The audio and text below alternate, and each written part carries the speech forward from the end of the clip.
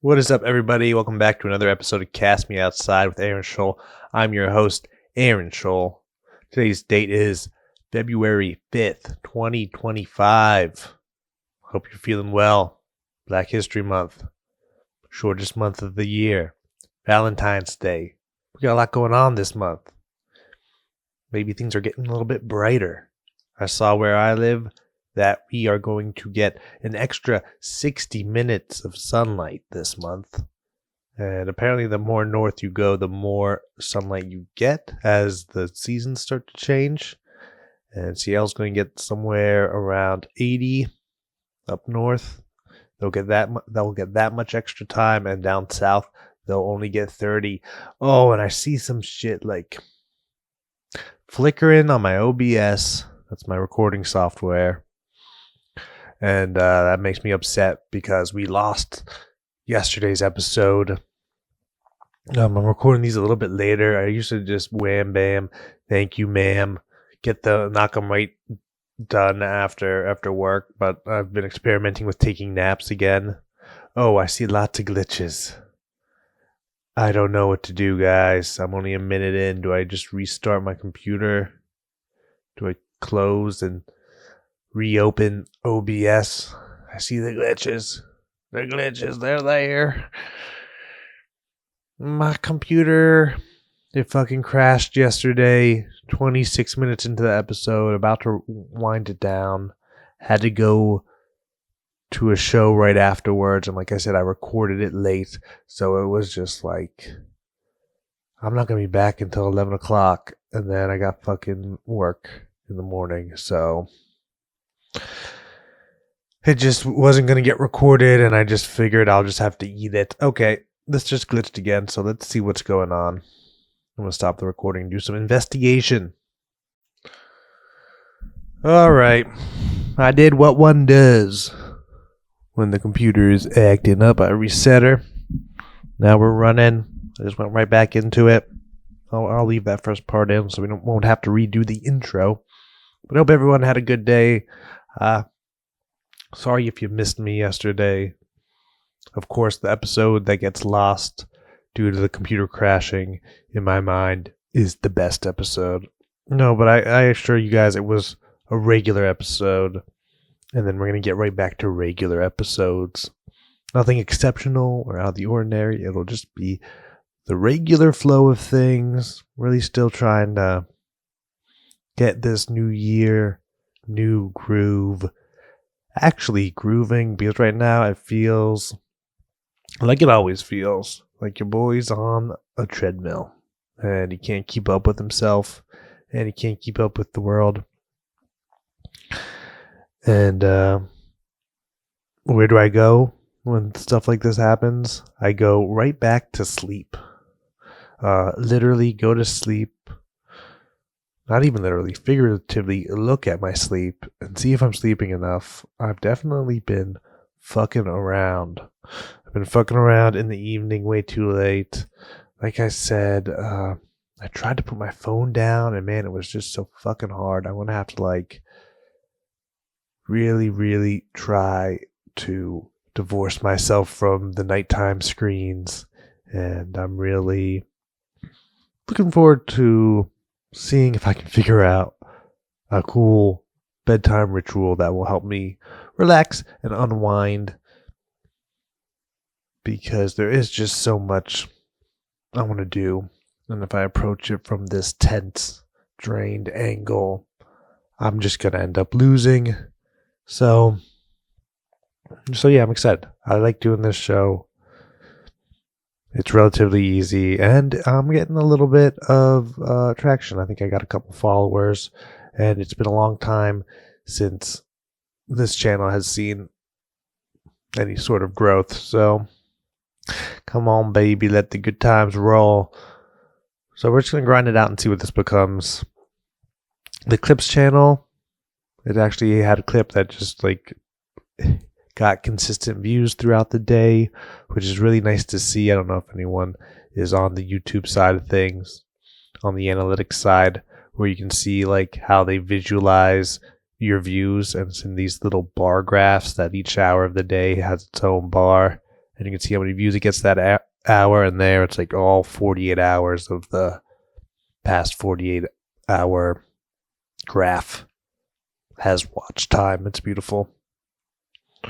And one of my clips actually got shared by the people who I made the clips for, so shout out to Lemon Party for using them. And they used the one that was most like kind of, okay, I'm just going to rip off what I see, which makes sense. And I should make more of those. I think I had mentioned this in the episode that got lost. It's like, I wanted so much it to be growth in like my skills as an editor. It's like this channel is kind of just has one product. And if I can find a nice, easy way to make that one product, why am I feeling bad about myself if I'm not like stretching myself to new heights? Like eventually this would become the baseline and there wouldn't be any stretching. So I think I have to just continue to make different type of content and use that tool, use After Effects and stuff to try to make what I think it would look good try to make what I think would look good and in that grow instead of just being like, okay, another class, okay, another tutorial. I think I need to just do okay, another video. So yeah, but yeah, 6, maybe 12, 13 weeks of reaching out to people and offering clips and, getting more or less positive feedback, but ultimately no one wanted to use them. But our boys over at Lemon Party posted it. I don't know. It's kind of out of my hands. Truth be told, I'm probably going to post it in a month just to keep my kind of content thing going. But that was ultimately one of the goals, was to get the people I made these clips for to use them. And then I can maybe I can leverage that as a experience. So yeah, cool. Big day. That was something that I wanted to happen from doing this. So I should take that little win and I should just be grateful and keep on going. I went to the Jizza concert last night. Oh my god, I wish I had the episode. Just one note on the episode. There was a couple videos where you like download a shady application. I just think it looks shady to me. You download an application that'll, I forget the word, detruncate your file. It looked like it worked in all the videos that I watched. I just built this PC. It's already crashed on me once at a bad time. I'm not downloading a random file. I'd rather lose the 30 minutes of a freestyle podcast like this. Whereas like the beauty of it is I'll come back Monday through Friday and record the episode for tomorrow. So even if an episode gets lost along the way, that there's no huge like time loss. It's kind of like just like a habitual thing. They can kind of just go with the flow and just like, get to the bottom of these hiccups and make sure they don't keep happening, but in the meantime, go with the flow. But yeah, sorry, you know what I wanted to keep, why I kind of went on that rant? I went on that rant because my dad came in. I only went to this concert because of my dad. I knew it was happening. A friend of mine reached out and he was like, dude, it's happening on Tuesday. Do you want to go? And I was like, dude, I'm on the fence. I listened to like a little bit of Liquid Swords and it was just okay. And I knew exactly what the concert was going to be like. It was going to be standing there watching like a rap show and then going into a jam band and you're just standing there with just a bunch of old people. And it's cool and it's fun, and it's like not horrible music. It's definitely, I don't know if it's music that I'd go back to. I'm not a huge fan of live rap concerts. Who did I see that was awesome? I think The Roots. The Roots was like the best live kind of hip hop show that I've seen. And I've seen like a lot of people. I've seen like J. Cole, Kanye West. And it's just like that one guy on the stage. Like, yeah, they can do like cool set things. And yeah, like when they do bring out like live musicians to play the tracks, that's like takes it up 1,000,000,000%. But a lot of times it's just like a worse quality version of a song you sort of like. That's how I feel like a lot of rap concerts are for me. And the jam bandiness of Lettuce was cool. Everyone was confused. They thought Jizza and Lettuce were going to play together. And of course, that didn't happen. I didn't even. He like came out first. He kind of didn't make like a big deal about himself. It kind of seemed like he could have been the opening guy. But then he just was on and on and on and on. And I was like, okay. And then he started doing Wu-Tang songs. And I was like, okay, this is definitely Jizza. So I'm probably sound like such a fucking nerd. No, I didn't do any Eminem hands. I didn't do any Eminem hands. But as Jizza got into a verse, I saw like I was looking across the crowd and like just one or two hands popped up to do the Eminem hand, and it was funny. And it was because it was like all at like the same time. Everyone just like really got into it, or those 4 people strewed across the venue really got into it. But yeah, only saw a couple Wu-Tang shirts. People were mostly there for the jam band. And the jam band was fine too, but it got to like past 10:30 and I was like, okay, this is fun and all, but I'm going to be exhausted. So, rounded up my father, was like, hey, we got to go. It's, it's 11:30. It's midnight, man. We got to go. He was one of the old, the weird old guys dancing a lot. But hey, good for him, man.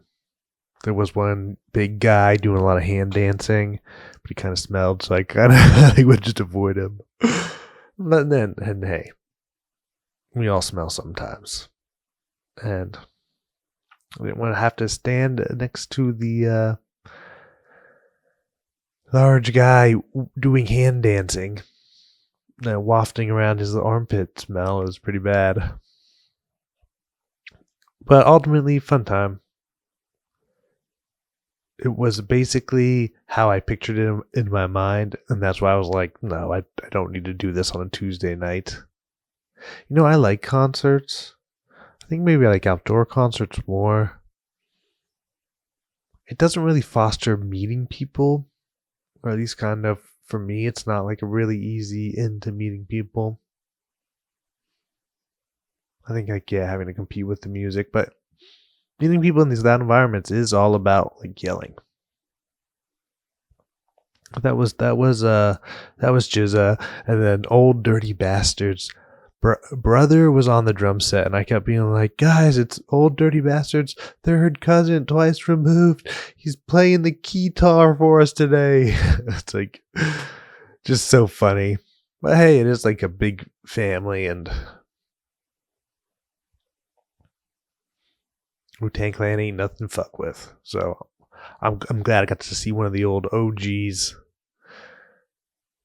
And he looked young. But I was mad far away. And I fucking just showed up there with my dad. Just like, oh, this isn't embarrassing. But hey, man, I wasn't really there to impress. I was just there for the experience. And it was, it was kind of sweet to be like, my sister texted me, hey, Dad's looking for someone to go to this with. Do you want to go with him? Then my mom texted me, hey, do you want to go to this with your father? And then my dad texted this, like, hey, I'm going to this. And I was so tired. I was like, no, I don't want to just stand there and listen to like music. I don't know if it's like a combination of not drinking that makes me not want to go outside. I think I kind of did address like the breakup and everything, like that kind of is making me feel pretty vulnerable. And I think there was like a lot of anchoring to touching in after I do all these outside, or not outside, or after I go out. There's a lot of touching base afterwards. There's a lot of touching. We would just touch each other after I went out, and now I'm going to go out and have no one to touch afterwards. It's going to suck. But no, we would touch base. And, I do feel like a sinking when I leave a place. I'm like, oh, I can't call the person who I usually call at this time. So that's maybe part of it. I don't think, just general feeling vulnerable. So it's good to get out of the house. And I saw like a really good old friend of mine who we still do stuff now and again, which is big for me. I'm not like I don't have a busy social life. So we'll just have a homie to touch base with is good and super uplifting and a reminder.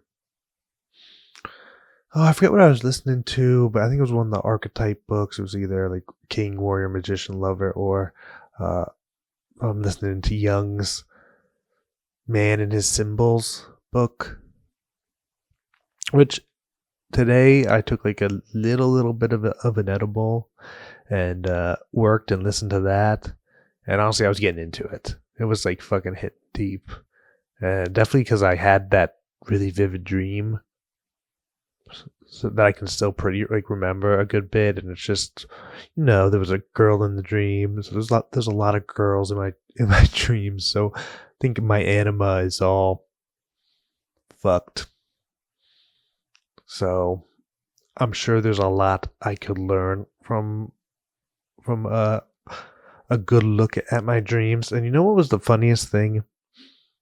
It's like towards like the end. I don't know if like how this book exactly is written, but it seems like different people wrote different sections of the book, or different people are reflecting on Jung's work, and some of it's Jung's work.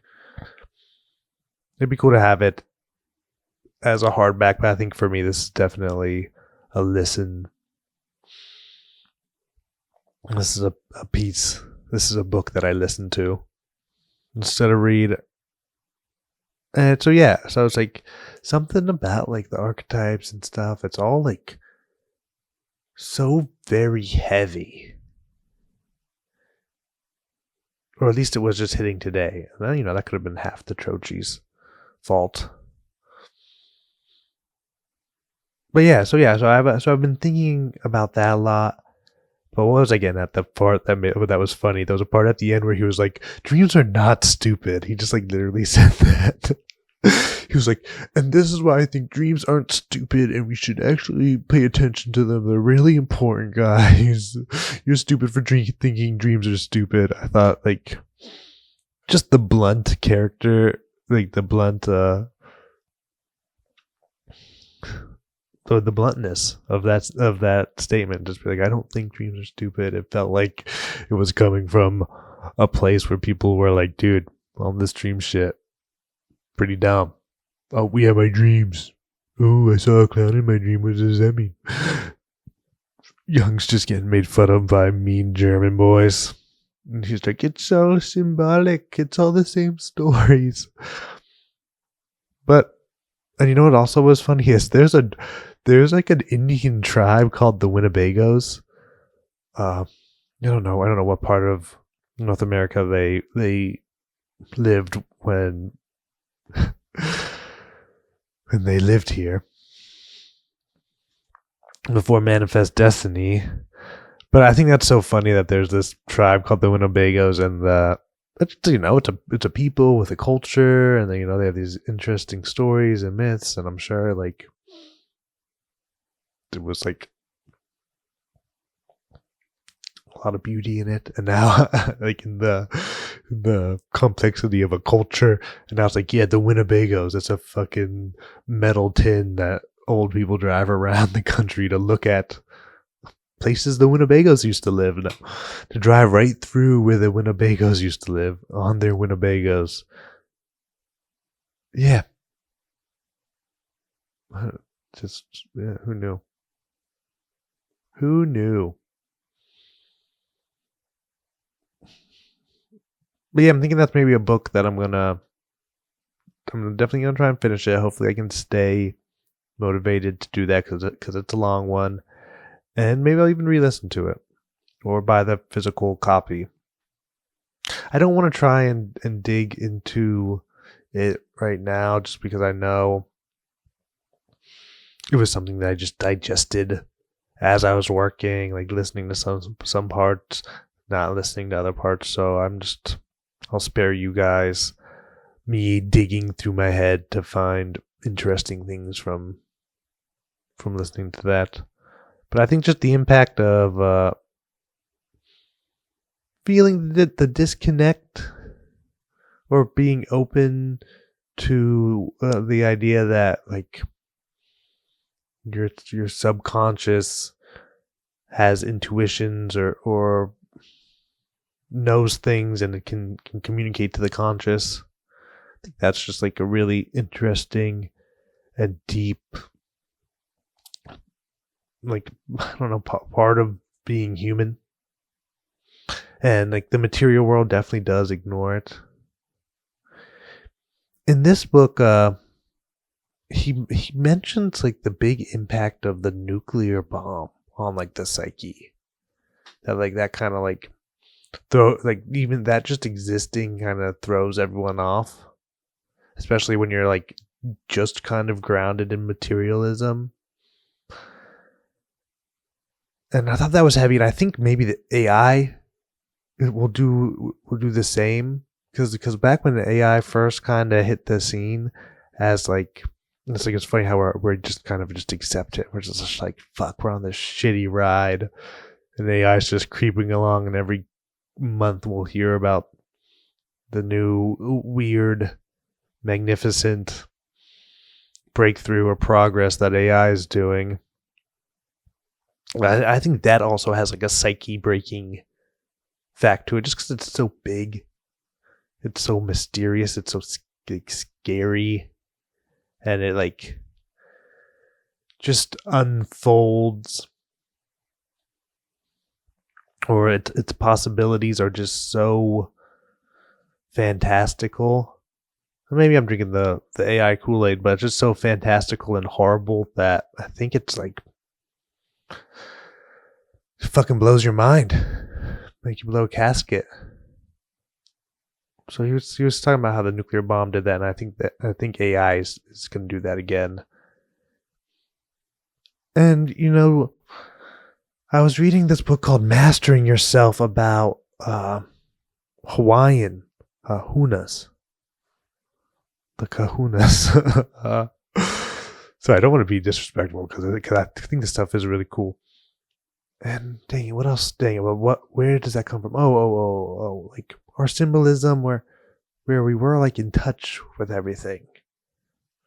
The things like, you know, the moon spirit, the river spirit, the tree spirit, like it all kind of helped, I think, us integrate our psyche, like communicating with the world. Like, I don't know if that's like communicating with yourself or communicating with the world through symbols, or how the personification and symbols really tie up.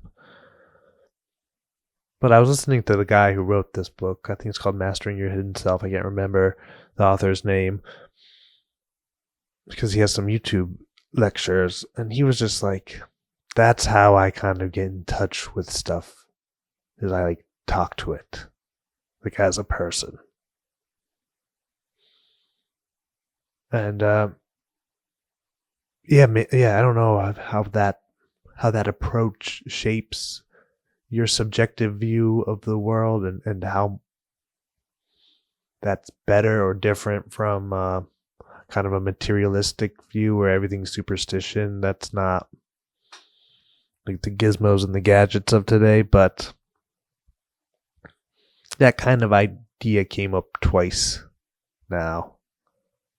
of talking to the spirits of, or the essence of these natural phenomena.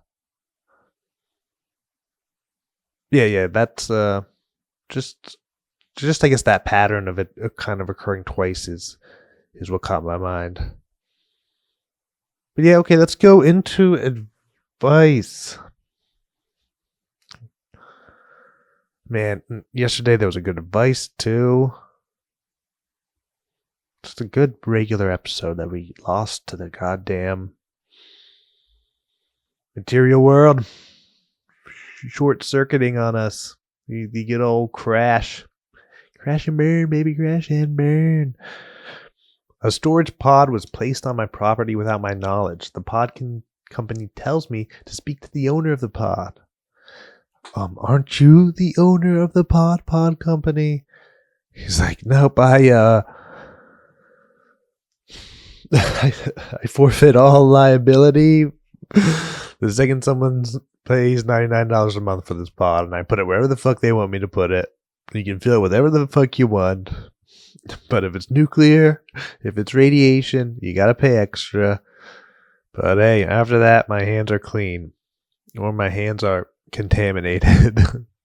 Contaminated with money because we're filthy fucking rich over here at the pod company, just laying down big eyesores filled with garbage. And where does it go? Where does it go when we drag our pod away? I don't know.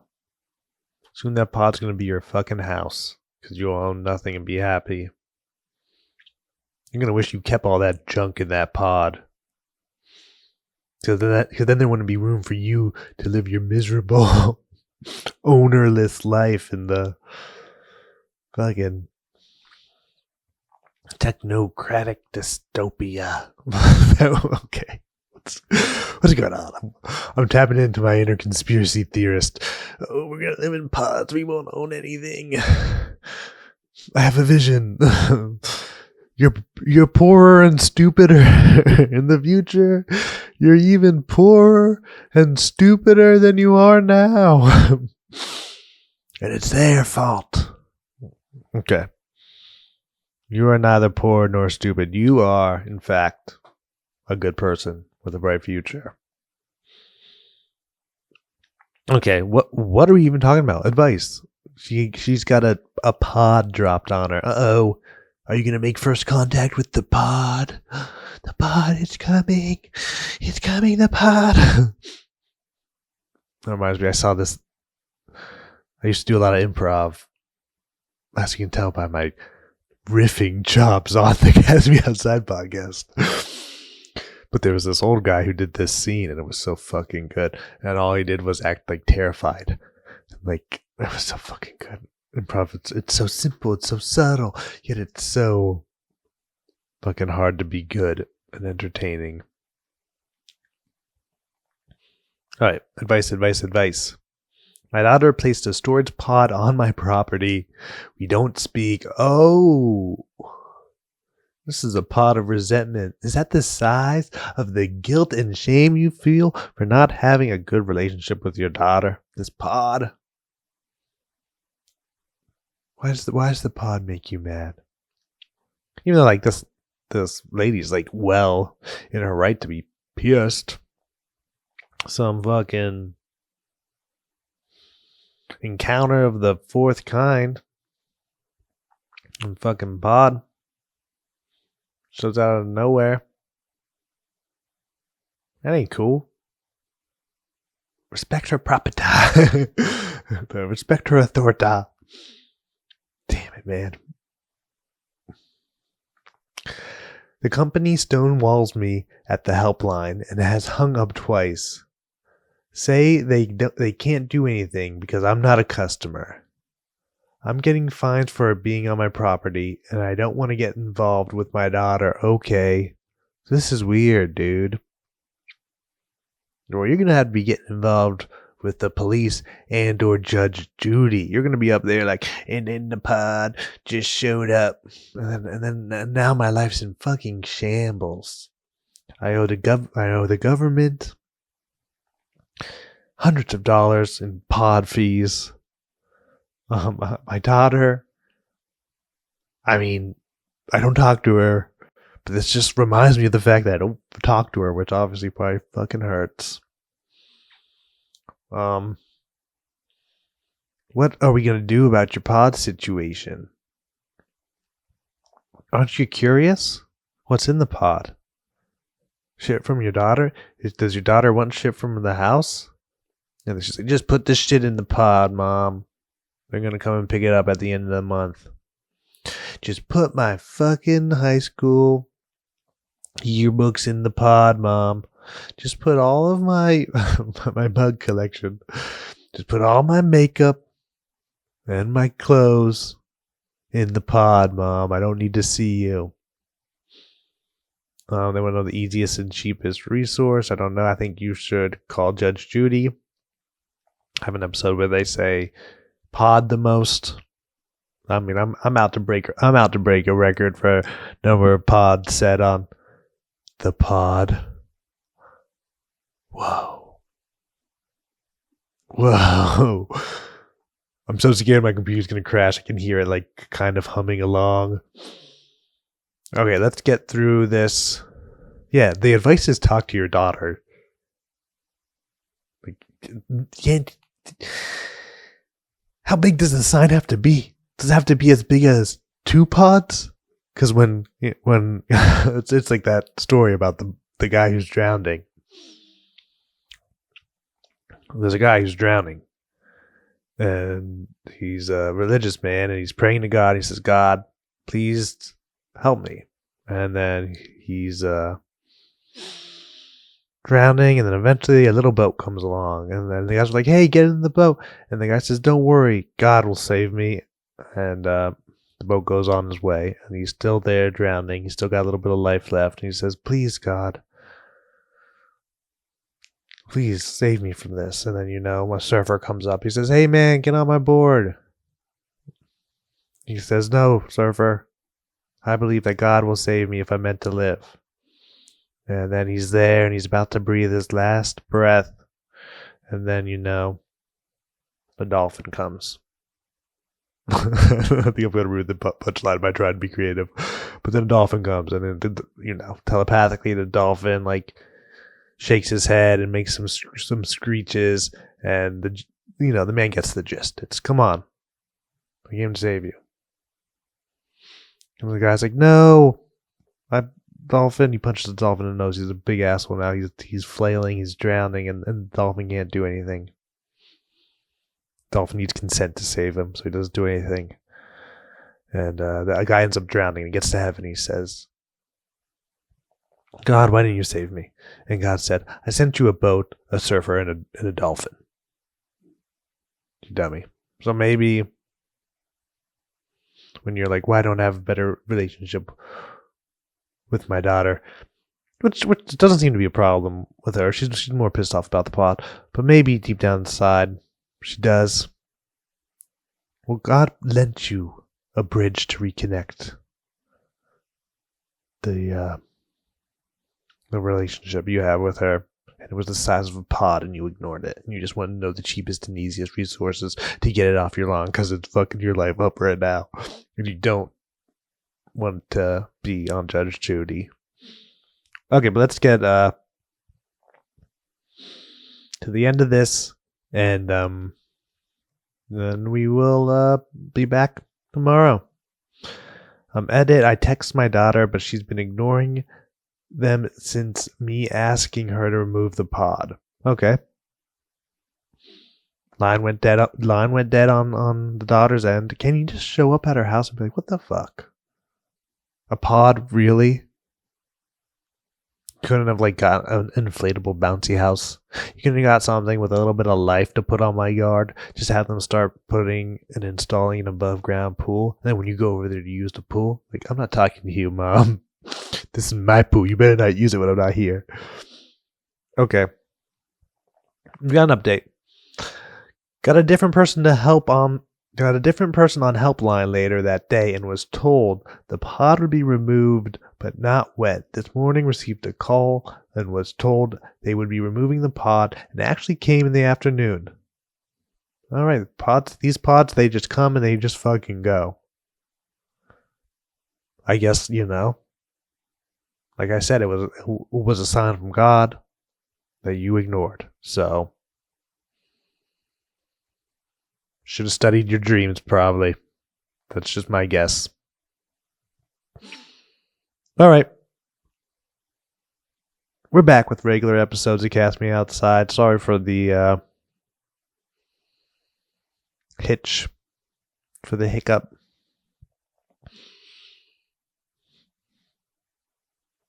Just gotta keep on keeping on, and I hope you guys are all keeping on out there, because that's it for today's episode of Cast Me Outside. It's been a lot of fun, but we're done. Gotta run. Thank you this time for your time, and until next time, keep on living and loving. Peace.